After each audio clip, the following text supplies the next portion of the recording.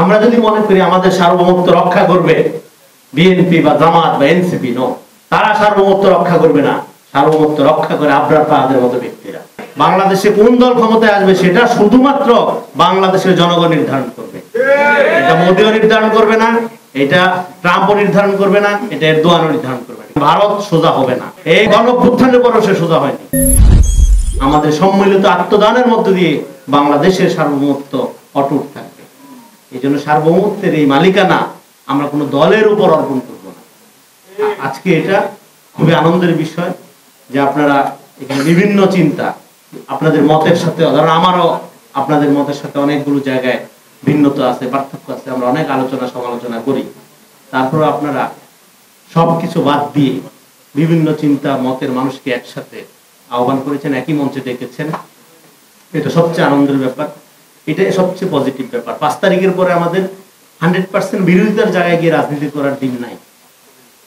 আমরা আলোচনা সমালোচনা করব, আমরা দেখব কার চেয়ে কার পলিসি উন্নত, কে জনগণের জন্য সবচেয়ে বেটার পদ্ধতি নিয়ে হাজির হচ্ছে, অফার নিয়ে হাজির হচ্ছে। সেই আলোকে আমরা সেই রাজনৈতিক দলের ম্যানেজকে এগিয়ে রাখবো বা পিছিয়ে রাখবো। সেরকম শতভাগ বিরোধিতার জায়গায় আমরা যাবো। আমি আপনার সমালোচনা করব, আবার আপনার মিটিংয়েও আসবো, আপনার মিছিলেও আসবো। আপনার বাংলাদেশপন্থী, বাংলাদেশের স্বাধীনতা সার্বভৌমত্বের জন্য যে ধরনের আয়োজনে আপনার সাথে আমার শতভাগ বিরোধিতা থাকবো। আমরা রাজনীতির আমি শতভাগ বিরোধী থাকি, কিন্তু বাংলাদেশের সার্বভৌমত্ব প্রশ্নে আপনি যখন দাঁড়াবেন, আমি আপনার পাশে গিয়ে দাঁড়াবো, আমি আপনার সাথে গিয়ে দাঁড়াবো।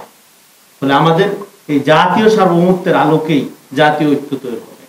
এই জন্য বাংলাদেশের সার্বভৌমত্বটাকে একটা গণ সার্বভৌমত্বের জায়গা থেকে আমাদের দেখতে হবে। এটা কোনো পলিটিক্যাল পার্টির বা রাজনৈতিক মতাদর্শের আলোকে দেখতে হবে না। কারণ আমাদের মনে রাখতে হবে যে বাংলাদেশের সাথে ভারতের যে সম্পর্কের ইতিহাস, পার্টিকুলারলি প্রতারণার ইতিহাস, সেই ইতিহাস পর্যালোচনা করার মধ্য দিয়ে আমাদের ভারত প্রশ্নে একটা জাতিগত অবস্থান দরকার। না হলে আমরা কোনো দলকেই আপনি 100% কিন্তু আজকে বিশ্বাস করতে পারি না যে ভারতের ব্যাপারে তারা এখানকার আবরার ফাহাদের মতো একটা কঠিন অবস্থান গ্রহণ করবে। কোন দলের ক্ষেত্রে আমরা এই বিশ্বাস কিন্তু চূড়ান্তভাবে করতে পারি না। কারণ ক্ষমতার প্রয়োজনে আজকে দেখলাম যে কিছু লোকজন বলতেছে যে আমেরিকা চাচ্ছে অমুক দল ক্ষমতায় চলে আসবে। যদি মোদির চাওয়ায় আমরা আপত্তি তুলি যে মোদি যখন চাইছিল যে অমুক দল ক্ষমতায় আসবে, তাহলে আমেরিকাও যখন চাইবে যে অমুক দল ক্ষমতায় আসবে, সেটাতেও আমরা আপত্তি তুলি।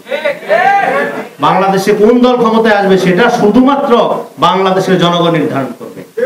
এটা মোদিও নির্ধারণ করবে না, এটা ট্রাম্পও নির্ধারণ করবে না, এটা এরদোয়ানও নির্ধারণ করবে না, কেউ নির্ধারণ করবে না। শুধু নির্ধারণ করবে বাংলাদেশের জনগণ, বাংলাদেশের নাগরিক। এই জন্যই বাংলাদেশের নাগরিকত্বের যে ধারণাটা, সেই ধারণার সাথে আমাদের সভারেন্টি, আমাদের সার্বভৌমত্বের যে ধারণা, এটাকে আমরা একাকার করে আজকে চিন্তা করতে চাই। এবং এখন একটা মাল্টিপোলার ওয়ার্ল্ডে আমরা বসবাস করি। সেই মাল্টিপোলার ওয়ার্ল্ডে আমাদের চিন্তা করতে হবে, আমাদের ফাউন্ডেশন অফ জিওপলিটিক্স, এটা নতুন করে চিন্তা করতে হবে।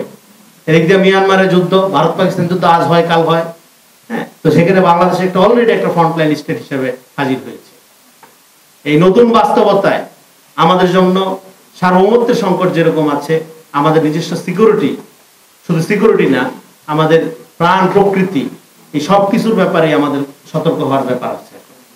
সেদিক থেকে আমাদের পুরো যে আমাদের যে জিওপলিটিক্যাল অবস্থান, সেই অবস্থানের আলোকে 54 বছরে আমাদের যা হয়েছে সেটা শুধুমাত্র ভারতকে, এটা নিয়ে মাহমুদ ভাইয়ের কাজ আছে, ওনার লেখালেখি আছে, ওনার বই পুস্তক আছে, আপনারা দেখতে পারেন যে ভারতকে খুশি করার জন্য, ভারতের সার্বভৌমত্বকে অটুট রাখার জন্য এখানে বাংলাদেশের পররাষ্ট্রনীতি গঠন করা হয়েছে। বাংলাদেশে আলাদা পররাষ্ট্রনীতি বলে কিছু ছিল না, যা ভারতের সুবিধা। এই কারণে এখানে আটবার ফাহাদকে পিটিয়ে হত্যা করার বর্ণনাগুলো আমরা শুনেছি, আমরা দেখেছি। এই জিনিসগুলো শোনা এটা সহ্য করার মতো না, এটা বারবার শোনাটাও একটা টর্চার। এই ঘটনাগুলো যে ঘটতে পারে, ঘটলো বাংলাদেশে, কিভাবে ঘটলো? কারণ তারা চিন্তাগতভাবে মনে করছিল এখানে ভারতের স্বার্থ রক্ষা করলে তাদের রাজনৈতিক আধিপত্য টিকে থাকবে এবং তাদের এই লুটপাটের সিন্ডিকেট টিকিয়ে রাখা যাবে। ফলে লুটপাটের সিন্ডিকেট টিকিয়ে রাখার স্বার্থে তারা ভারত পূজা শুরু করেছে। এই জন্য আমাদের মাল্টিপোলার ওয়ার্ল্ডে প্রবেশ করার জন্য আমাদের প্রথম কাজ হলো বাংলাদেশের পররাষ্ট্রনীতির যে ধারা, যে ধারণা, যে কনসেপ্ট, এইটাকে নতুন করে রিডিফাইন করা।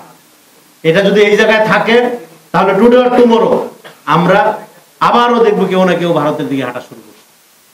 আবরার ফাহাদের এই মৃত্যুকে আমরা তখনই সম্মান জানাইতে পারবো, এই শহীদের মর্যাদা আমরা তখনই রক্ষা করতে পারবো আমরা যদি ভারত প্রশ্নে একটা জাতীয় নীতি প্রণয়ন করতে পারি। এটা আমি বহুদিন ধরে বলে আসছি, এটা কিভাবে করা সম্ভব জাস্ট সংক্ষিপ্ত একটা ধারণা দিই।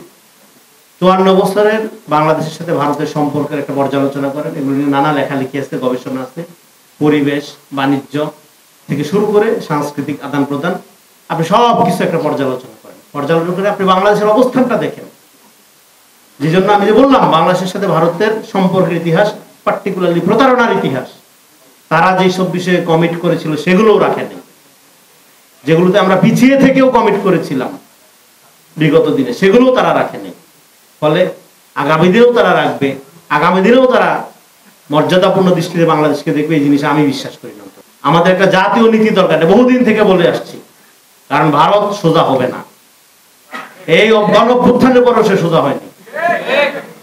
গণঅভ্যুত্থানে তার পরাজয়, এবং শুধু সাউথ এশিয়াতে না, গ্লোবালি ভারতের আপনার পররাষ্ট্র নীতির পরাজয় আপনারা দেখতে পাচ্ছেন।